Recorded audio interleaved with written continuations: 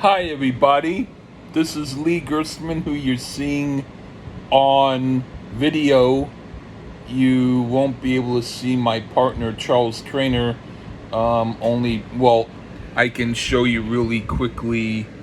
That's his Beetle picture on Skype.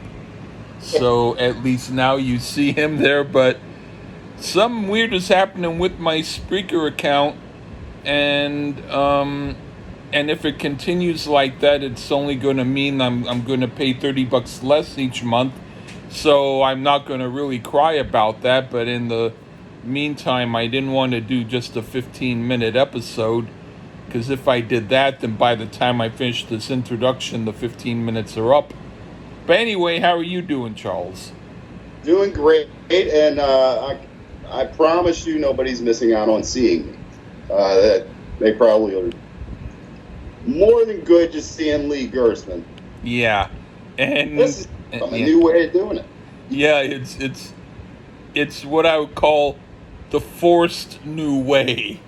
Like the guy comes in and he holds a weapon, and he says, "My new drink of choice is," and I see the pistol in his pocket, and so I just start drinking. Kind of like that, except it's the media doing it to me, not a guy with a pistol. But anyway, trying to hold us down. Yeah, but yeah, nothing gonna hold us down. Anyway, what album are we doing today? Because I forgot to ask which one we're doing. This one was my pick. Oh, okay, cool. Out of nowhere, Dennis Wilson. Yeah. Pacific Ocean Blue. Yeah, an album that I've heard of, and I only very little sampled a little bit of it in the past, but never really heard it. And so this will be cool to finally review it and stuff. Well, what I've read, it was mixed reviews when it was released, but later on it's been praised. It's on 1,000 albums you must hear before you die, and 70 of the greatest 70s albums. It's on that list. That's on a few lists. 18 on GQ's 100 coolest albums in the world right now. It's got a lot to live up to. Yeah. On top of there, it's rare for me to, well, not that Lee didn't know about it, but just for me to pick one that, well, we both listened to it all the way through for this review the first time. Yeah. And what one of the women who were like one of the producer people or people who were working on it said that in the studio, because he was on different, sometimes he was getting into the drug use a bit, and he kept going on with it. And I had saw one of his last interviews in People magazine where he was clean shaven at that point, but he had a real big pot belly and was very tired and stuff. But he just said that he liked to live the fast life, and it's too late to stop now. But she said that during the recording sessions, he sometimes would act really kind of weird and flaky, and then other times he was just totally on top of it and really spot on with everything. And she said generally, though, the ideas that he came up with were really good. So he was like a mild form of Syd Barrett or Skip Spence, except I would not say that the album was similar to them in style at all. Yeah. Well, I mean, here's a question for you, Lee, with the, obviously he was a member of the Beach Boys, the drummer. I have this feeling you look at the song God Only Knows kind of like Beth. Or am I off base? I kind of think of it more like She it's okay, but not one of the best songs. Because I don't believe you're a big Pet Sounds guy. I like Sloop John B, and I think there's one more that I like, and but it's a period when they got a little more serious than they needed to be. I like the more fun style. Oh, that makes sense. Yeah. So that I get around Yeah. the beach stuff. Then that's one thing. Okay, I'm just gonna say off the bat, I think a lot of people that are Beach Boy, well, I don't want to say fans, but I understand that Beach Boys is a band that some people really hate, and some people really love. Yeah. It's not. I'm kind of actually in the middle. I guess I'm one of the weirdos. I'm kind of a compilation group for me. Oh, okay. I do get in the mood every now and then to hear some Beach Boys, and I lived in Hawaii for a while. It kind of reminds me of that every time, and California there for a while. I instantly think of those places. But at the same time, I kind of understand why some people don't like them at the same time. Yeah. But I will just give one little spoiler. I wouldn't discredit this album by thinking, wow, it's going to sound like the Beach Boys. It might surprise you. Yeah. Might surprise you a little bit. Yeah. It to me has more of a sound of maybe, well, not exactly like Rick Danko's solo album, but kind of like how Rick Danko from the band, his solo album was a bit different in some ways to the stuff that he did in the group, the band, even though you could tell he kind of was in it. Sort of like that. Yeah, and I don't want to give away what I think a lot of the songs sound like, because I do think there was some inspiration from a group at the time that was huge. Yeah.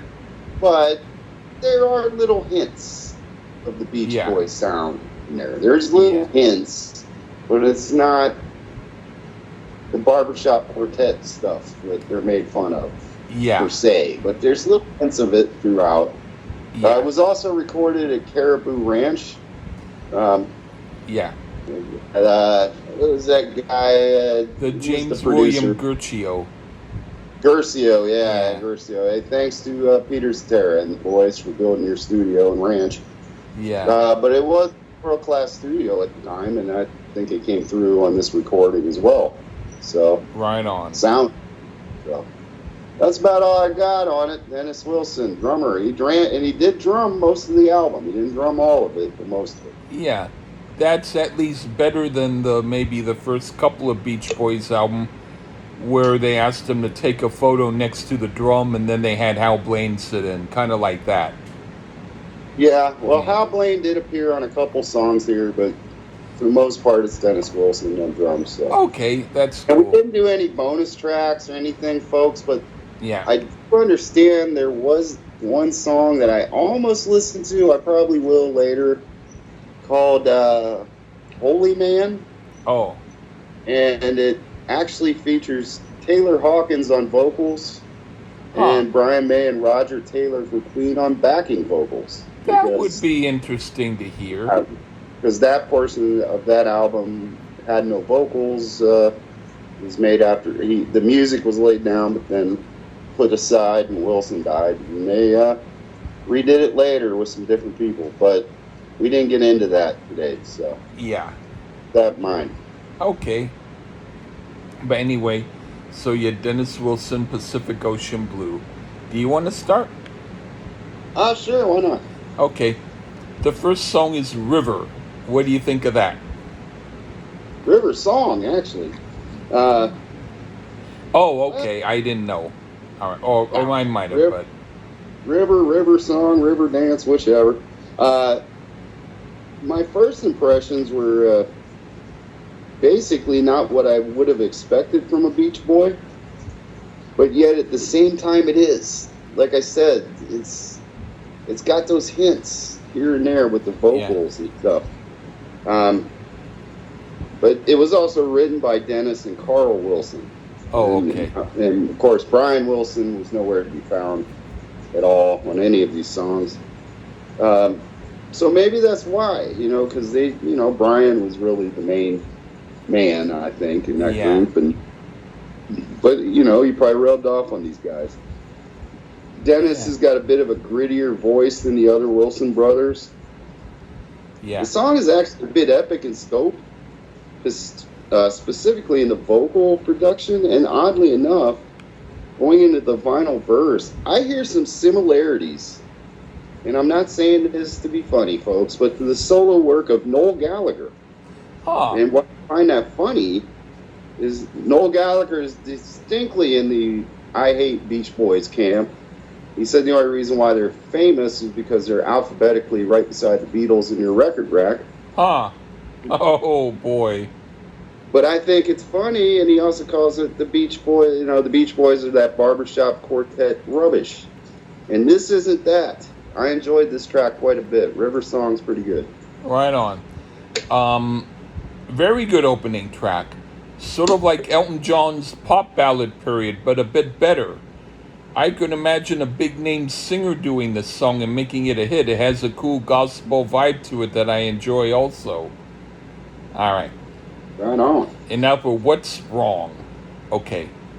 A really good track that sounds like a member of the Beach Boys did it without being an actual Beach Boys song.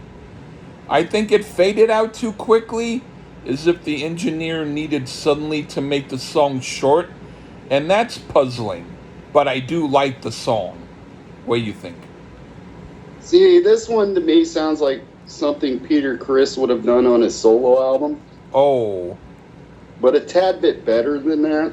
Okay. But that's not really saying a lot.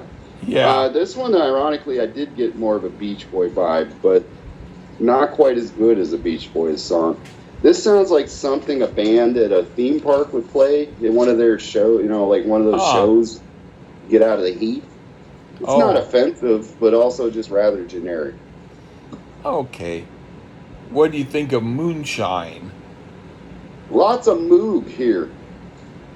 And the drum sound is excellent. A ballady type track.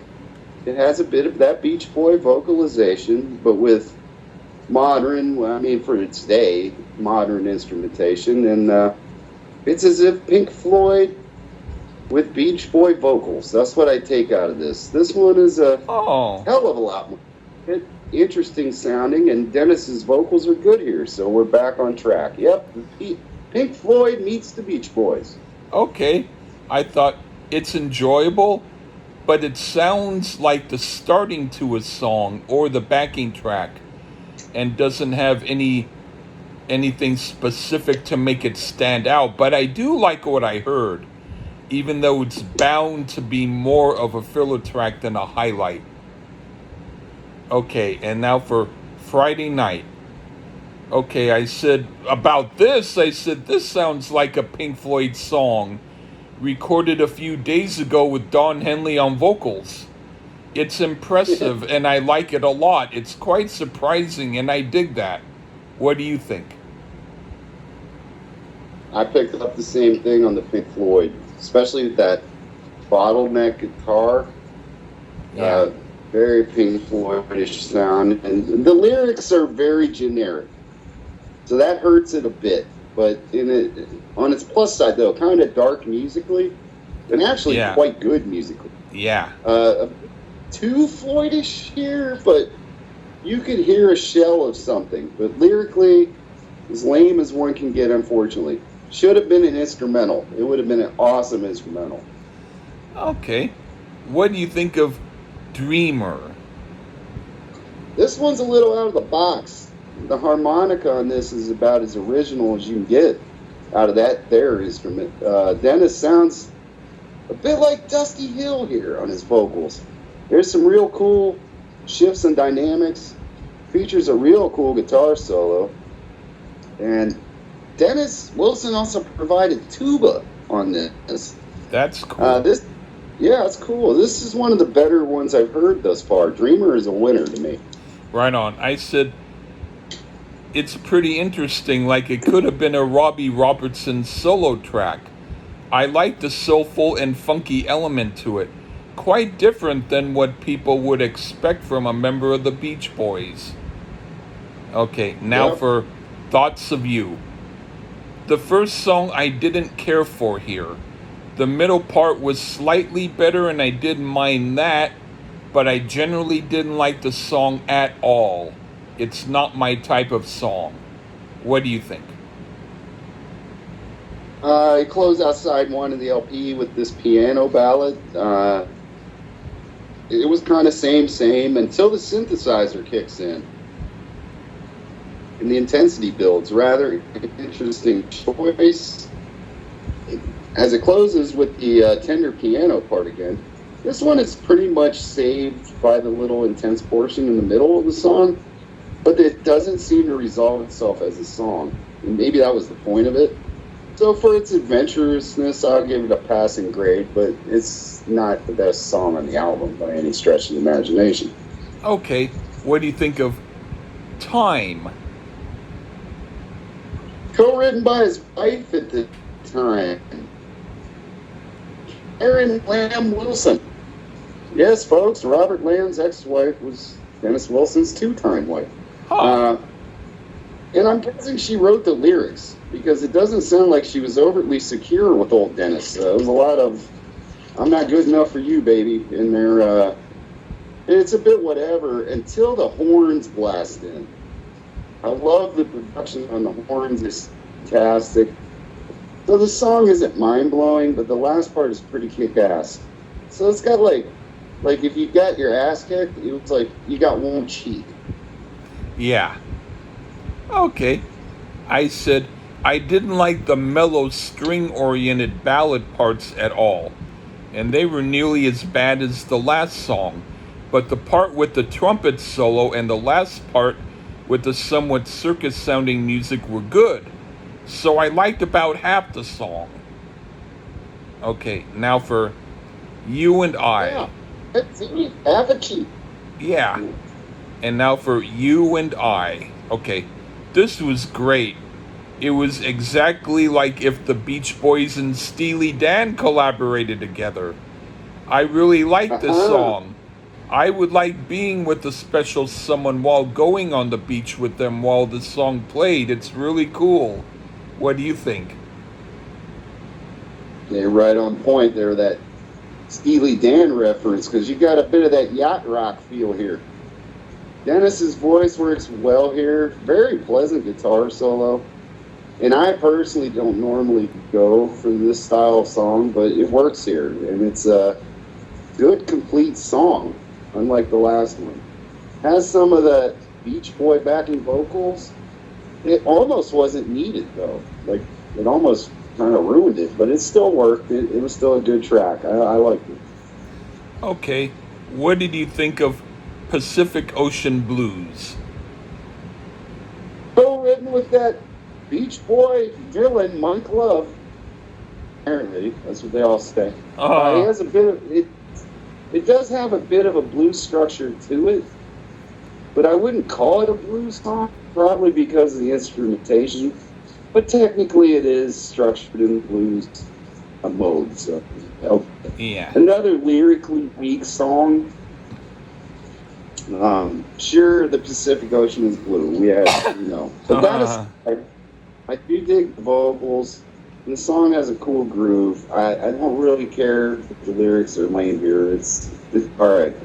I enjoy it, even though lyrically it's weak. Right on. I said, this sounds like a Joe Walsh song with Don Henley singing lead. I like it. It has a groovy, funky edge to it that I dig. I could do without the vibraphone part in the last minute of the song, but otherwise it's right on. Okay, now for Farewell, My Friend.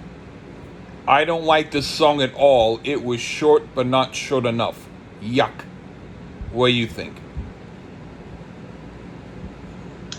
The only song written by him is completely on his own. And once again, lyrically very weak. But his adding a clavinet is a nice touch. I thought it was musically more adventurous than the Brian Wilson Liss Beach Boys, like Kokomo era. Yeah. Song, it just needed help with the lyrics. I didn't think it was skippable, but yeah, it's forgettable. All right. What do you think of Rainbows? Well, finally we get something lyrically that doesn't sound like it was written by an amateur. Lots of lush vocals behind Wilson here. This is also yet another strong song musically. Great instrumentation choices here, and again, the lyrics are good. So it's one of the better complete songs here. All right, this sounded like something Randy Newman wrote for Kermit the Frog. I didn't care for it much.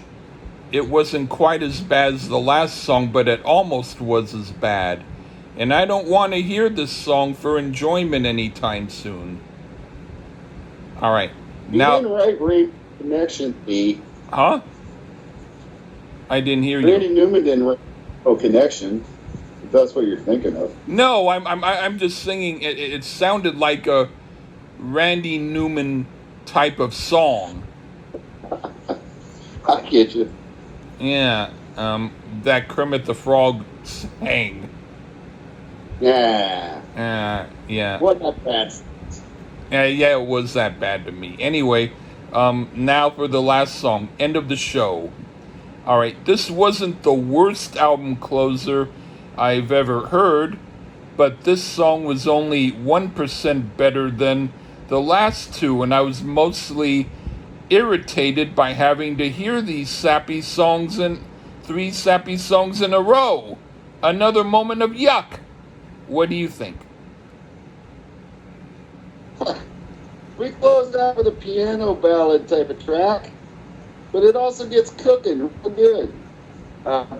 Hudson of the Beach Boys, he did the backing vocals and the vocal arrangements. And of course, Carl Wilson as well. So you get that denial boy vocal sound, which I do happen to like. I'm just in small doses. So it is a short and sweet song, and overall, a surprisingly strong record, I'd say, for the most part. Yeah, I liked about 3/4 of it. And so I think that it is overall better than that Coca Mocha Kuka Muka stuff from later. I hate that song. That's everything about the Beach Boys, Lee. I don't hate that song, but I mean, it's only good if I'm totally drunk at one of my cousin's houses and he's giving me $1,000 for coming over and talking with him, and he has quality German beer. Then if he needs to hear this song, I'm cool with it.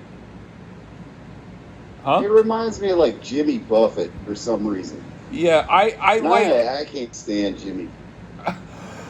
I like some of Jimmy Buffett, but the one thing I found weird was I don't at all like Steve Goodman, but Jimmy Buffett does the best version of Steve Goodman's music, which is really strange.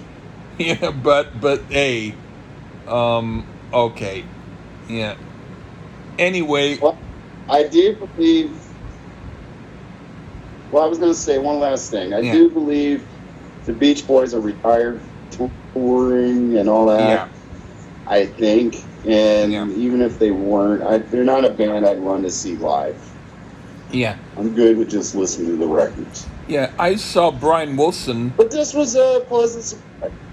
Yeah, I saw Brian Wilson, and I would have loved to see Brian.